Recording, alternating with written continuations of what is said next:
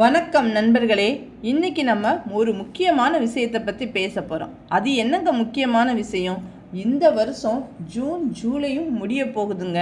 இன்ன வரைக்கும் நமக்கு டிஎன்பிஎஸ்சியும் கால்ஃபர் பண்ணலை, டெட்டும் கால்ஃபர் பண்ணலை. அப்போ டிஎன்பிஎஸ்சி டெட்டு 2026 நடக்குமா? கண்டிப்பாக நடக்குங்க. இதுக்கப்புறம் செப்டம்பருக்குள்ளே கால்ஃபர் பண்ணி டிசம்பர் மாதத்துக்குள்ளே எக்ஸாம் நடக்க அதிகமான வாய்ப்பு இருக்குது. அதனால் நம்ம என்ன செய்யலாம் அப்படின்னா, 2 தேர்வுக்குமே படிக்கணுமே. எப்படி படிக்கிறது? தனித்தனியாக படிக்கணுமா? அவசியமே இல்லைங்க. நம்ம டிஎன்பிஎஸ்சி டெட் ஆகிய 2 எக்ஸாமுக்கும் அதிகப்படியான கொஸ்டின்ஸ் 6ஆம் வகுப்பு முதல் 10ஆம் வகுப்பு வரை உள்ள சமச்சீர் பாட புத்தகத்தில் இருந்து தான் நம்ம கேட்குறாங்க. அதனால் நம்ம இந்த 2 புத்தகங்களை முழுமையாகவும் கருத்து புரிதலுடன் படித்தாலே போதும். 2 தேர்வுக்கும் நம்ம ஸ்ட்ராங்கான ஒரு பேசிக் போட முடியும். அப்படி ஸ்ட்ராங்கான ஒரு பேசிக் போடணும் அப்படின்னா, நம்ம சக்ஸஸ் ஆகணும் அப்படின்னா அதில் ஒரு மிகப்பெரிய பிளான் இருக்கணும். தெளிவான பிளான் ரொம்ப ரொம்ப அவசியம். திட்டமே இல்லாமல், ஒரு பிளானும் இல்லாமல், இதில் கொஞ்சம் அதில் கொஞ்சம், டிஎன்பிஎஸ்சியில் கொஞ்சம், டெட்டில் கொஞ்சம் அப்படி மாற்றி மாற்றி படிச்சுக்கிட்டே இருந்தோம்னா நம்ம மனசில் அது என்ன செய்ய ஒரு கண்டினியூட்டி இருக்காது. அதுக்கு பதிலாக நம்ம என்ன செய்யணும், ஒரு டைம் டேபிள், பெர்ஃபெக்டான ஒரு டைம் டேபிள் தயார் செஞ்சு அதை வச்சு நம்ம என்ன செய்யணும், தொடர்ந்து படிக்கணும். அந்த டைம் டேபிள் தான் நம்மளை ப்ரிப்பேர் பண்ணணும். அதுக்கு நம்ம கண்ட்ரோல் ஆகி போய்கிட்டே இருந்தோம் அப்படின்னா, அது கொடுக்குற டயத்தில் நம்ம என்ன கொடுத்துருக்கோ அதை நம்ம நம்மளுடைய ஒர்க்கை முடிச்சிட்டோம் அப்படின்னா நம்ம என்ன செய்யலாம், முக்கால்வாசி 80% நமக்கு ஒரு கான்ஃபிடென்ட் கிடைச்சிடும். அட போங்க, நானும் ஒவ்வொரு தடையும் டைம் டேபிள் போடுறேன், 2-3 வருஷமாக அட்டன் பண்ணுறேன், எனக்கு ஒரு ஸ்ட்ராங்கான ஒரு இதே கிடைக்கல அப்படின்னு ஃபீல் பண்ணுறவங்களுக்கு நம்ம ஒரு தெளிவான திட்டத்தை தான் கொடுக்க போகிறோம். அவங்களுக்கு இது கண்டிப்பாக யூஸ் ஆகும். ஒவ்வொரு தடையும் எக்ஸாம் எழுதும்போது நமக்கு ஒவ்வொரு அனுபவமும் கிடைக்குதுங்க. ஒரு எக்ஸாமில் செஞ்ச தவறை நம்ம அடுத்த தேர்வில் செய்யவே கூடாதுங்க. அதுதான் உண்மையான மாற்றமும் கூட. ஏன்னா போன டிஎன்பிஎஸ்சி எக்ஸாமில் எல்லாருக்குமே கலைச்சொற்களை வச்சு பெரிய ஆப்பு வச்சு விட்டாங்க. அதுக்கும் முன்னாடி உள்ள எக்ஸாமில் சிறப்பு தமிழில் இருக்க வேர்ட்ஸ் எல்லாம் அதில் உள்ள செய்யுள் வார்த்தைகள் எல்லாம் வச்சு நமக்கு பெரிய ஆப்பு வச்சுட்டாங்க. அப்போ எதுலேருந்து எப்படி எப்படி கேட்பாங்கன்னே நம்ம சொல்ல முடியாது.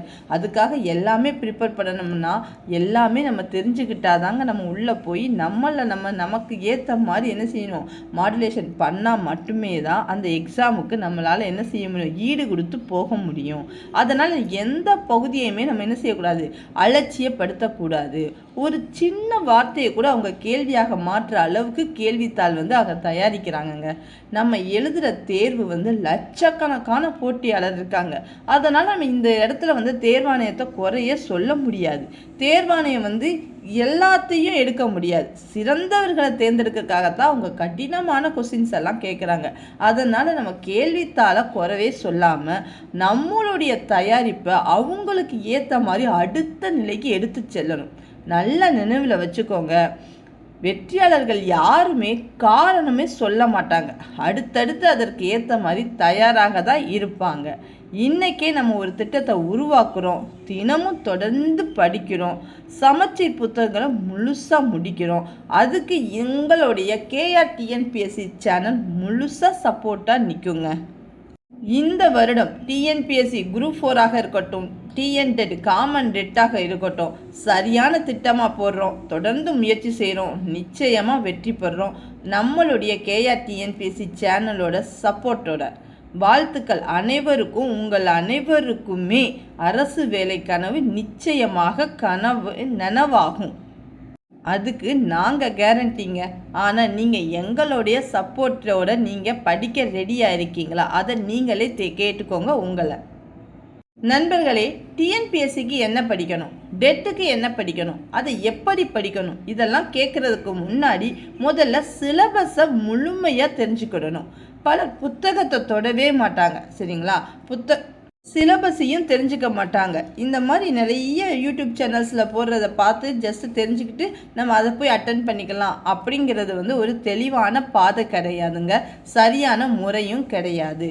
புத்தகத்தை எடுத்துகிட்டு டைரெக்டாக படிக்க உட்காந்தாலும் அதுவுமே சரியான இது கிடையாது. பாருங்கள், 6ஆம் வகுப்புலேருந்து 8ஆம் வகுப்பு வரை ஒவ்வொரு பாடத்துலையும் டிஎன்பிஎஸ்சிக்கு எந்தெந்த டாப்பிக்கல் இருக்குது அப்படிங்கிறத நம்ம என்ன செய்யணும், லிஸ்ட்டு போடணும். அடுத்து 9ஆம் வகுப்புலேருந்து 10ஆம் வகுப்புக்கும் அதே மாதிரி ஒரு லிஸ்ட்டு போடணும். இப்போ நிறைய யூடியூப் சேனல்ஸ்கள் வகுப்புகள் நடத்துகிறாங்க. ஆனால் எந்த வகுப்பை பார்த்தாலும் டிஎன்பிஎஸ்சி சிலபஸில் இருக்க எந்த டாப்பிக்கை கவர் செய்கிறது அப்படிங்கிறது உங்களுக்கு தெளிவாக இருக்கணும். அவங்களுக்கு தெளிவாக இருக்கப்போ அவங்க கடகடன்னு சொல்கிறாங்க.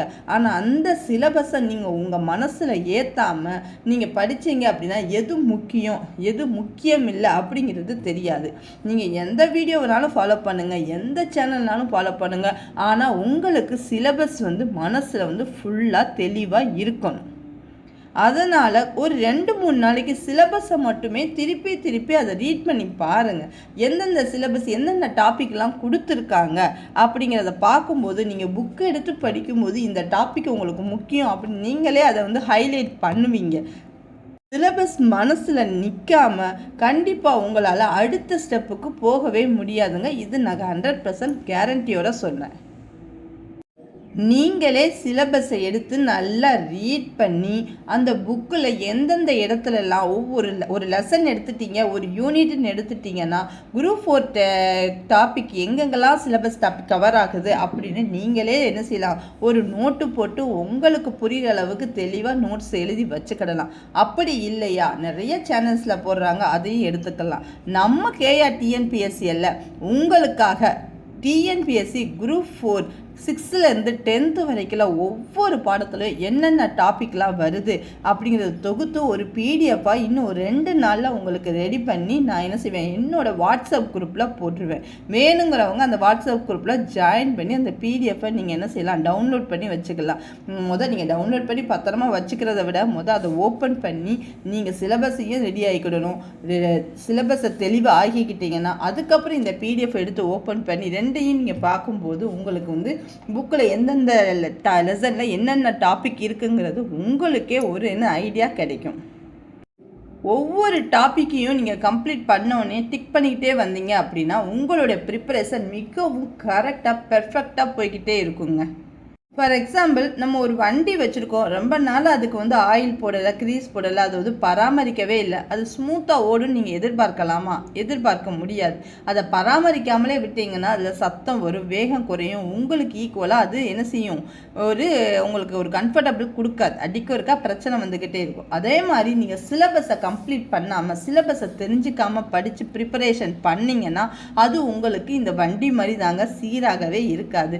அதனால் நீங்கள் என்ன செய்யணும், போது சிலபஸை தெளிவாக வச்சுக்கிடணும்.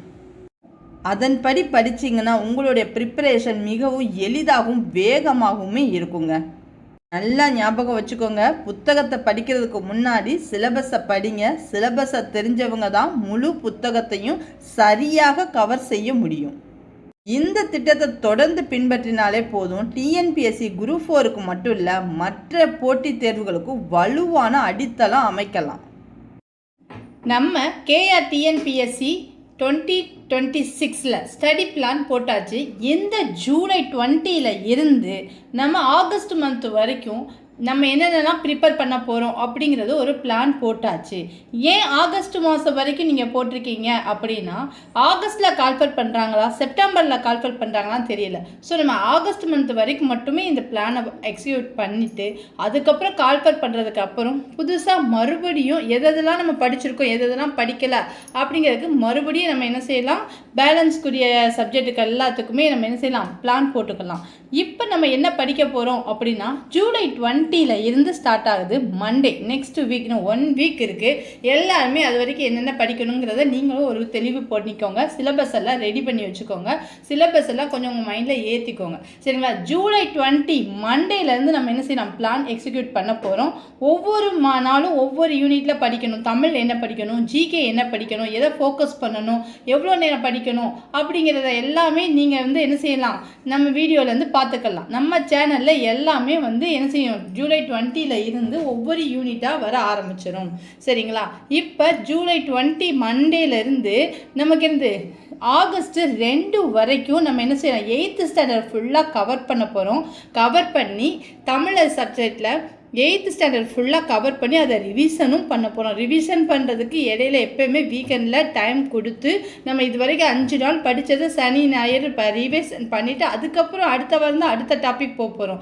ஏன் தெரியுமா, நம்ம ரிவிஷன் பண்ணாமல் படிச்சுக்கிட்டே போனோம்னா அடுத்து நமக்கு படிக்கும்போது அது போர் ஆயிரும். ஸோ நம்ம படித்த வரைக்கும் தெளிவாக்கிட்டு அதுக்கப்புறம் நம்ம அடுத்தது போகலாம். அப்போ ஜூலை 20லேருந்து ஆகஸ்ட் 2 சாட்டர்டே சண்டே வரைக்கும் என்ன வருது, நம்ம 8th ஸ்டாண்டர்ட் ஃபுல்லாக கம்ப்ளீட் பண்ண போகிறோம், ரிவிஷன் பண்ண போகிறோம். ஜிகேல ஹிஸ்ட்ரி பார்ட் ஃபுல்லாக என்ன செய்ய போகிறோம், பார்க்க போகிறோம். அதையும் என்ன செய்ய போகிறோம், முழு பாடத்தையும் ரிவிஷன் பண்ண போகிறோம்.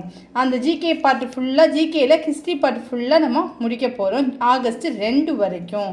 நெக்ஸ்ட்டு பார்த்தீங்கன்னா ஆகஸ்ட் 3லேருந்து 16 வரைக்கும் 2 வீக்ஸில் 9th ஸ்டாண்டர்ட் ஃபுல்லாக படித்து அதை ரிவிஷன் பண்ணுறதுக்கு கூடிய டைம் எல்லாம் ஒதுக்கியிருக்கு. அதே மாதிரி ஜிகேல பாலிட்டிக்கு டாபிக், இந்த 2 வாரத்தில் என்னென்ன டாப்பிக்கெல்லாம் நம்ம கவர் பண்ணலாம் அப்படிங்கிற மாதிரி டாப்பிக்கும் உங்களுக்கு கொடுத்துருக்கு. நெக்ஸ்ட்டு பார்த்தீங்க அப்படின்னா ஆகஸ்ட் 17லேருந்து 27 ஆகஸ்ட்டுக்குள்ளே வரைக்கும் நம்ம 10th ஸ்டாண்டர்டை கவர் பண்ணிடலாம். கவர் பண்ணும்போது எப்படின்னா இடையில ரிவிஷன் வேறு கொடுத்துருக்கு. 27 ஆகஸ்ட்டுக்கு அப்புறம் 28, 29, 30, 31 இந்த 4 நாளுமே இது வரைக்கும் ஜூலை ஆகஸ்ட் இது 2லேயுமே என்னென்னலாம் படித்தோமோ அது எல்லாத்தையுமே இந்த 4 நாள் ரிவிஷன் பண்ண போகிறோம். செப்டம்பரில் இருந்து தான் நம்ம என்ன பண்ண போகிறோம், எக்கனாமிக்ஸ்லாம் பிளான் போட போகிறோம். அப்போ நம்ம ஜூலை ஆகஸ்ட் 2லேயுமே ஜிகேல என்ன பண்ண போகிறோம், ஹிஸ்ட்ரி பாலிட்டி முக்கியமான டாபிக்ஸ்லாம் பார்க்க போகிறோம். அதே மாதிரி தமிழில் எடுத்துட்டிங்கன்னா 8th, 9th, 10th இது எல்லாமே கிளியர் ஆக போகிறோம். நான் ஒவ்வொரு நாளைக்கும் ஒவ்வொரு யூனிட் மட்டும்தான் கொடுத்துருக்கேன். அதிகபட்சம் நீங்கள் என்ன செய்யலாம், இதை படித்து நீங்கள் ஜஸ்ட் ரீகால் பண்ணாலே போதும். அடுத்து ரிவிஷன் கொடுத்துக்கிற டயத்துலையும் நல்லா நீங்கள் ரிவிஷன் பண்ணிட்டாலும் போதும். உங்களுக்கு 8th, 9th, 10th எல்லா சப்ஜெக்ட்டுமே உங்களுக்கு என்ன செய்யும், கிளியராக ஆயிரும். சரிங்களா? ஜூலை ஆகஸ்ட் இந்த 2 மாதத்துக்குள்ளே, அதாவது 45 டேஸ்க்குள்ளே உங்களுக்கு 8th, 9th, 10th தமிழ் சப்ஜெக்டில் எத்தனை இருக்குது, 27. ஒரு 8th ஸ்டாண்டர்டில் 9, 9th ஸ்டாண்டர்ட் 9, 10th ஸ்டாண்டர்ட் 9, 27 இயலுமே உங்களுக்கு கிளியர் ஆகிடும். அதே மாதிரி ஜிகேன்னு எடுத்துக்கிட்டிங்கன்னா ஹிஸ்ட்ரி பாலிட்டிக்கில் இம்பார்ட்டன்ட் டாபிக் எல்லாமே நீங்கள் கவர் பண்ணிடலாம். இதுக்கு தேவையான வீடியோஸ் எல்லாம் ஒன் பை ஒன்னாக உங்களுக்கு போட ஆரம்பிச்சுவேன். நீங்கள் அதை பார்த்து ரொம்ப கிளியராக படிச்சுக்கலாம். எப்படியோ ஆகஸ்ட் எண்டிங்குள்ளே அல்லது செப்டம்பர் ஃபஸ்ட்டு வீக்குக்குள்ளே நமக்கு கால்ஃபர் பண்ணிடுவாங்க. கால்ஃபர் பண்ணதுக்கப்புறம் நம்ம எக்கனாமிக்ஸ் இருக்குது, ஜாகிரஃபி இருக்குது, அடுத்து மேக்ஸ் இருக்குது. இது எல்லாமே ஒன் பை ஒன்னாக நம்ம கவர் பண்ணிட்டு வந்துடலாம். அடுத்து சிறப்பு தமிழ் +1 +2ல் இருக்க முக்கியமான டாபிக் வைஸ் இருக்க தமிழ் பகுதி எல்லாமே நம்ம என்ன செய்யலாம், செப்டம்பர் ஆஃப்டர் பார்க்கலாம். இப்போ ஜூலை ஆகஸ்ட் இந்த 1.5 மாதம் சரிங்களா, 45 டேஸ்க்கு நம்ம என்னென்ன பிளான் போட்டிருக்கோமோ அதை ஃபாலோ பண்ணிட்டு வந்தாலே போதும். அடுத்து நம்ம ஈஸியாக பிக்கப் பண்ணிடலாம்.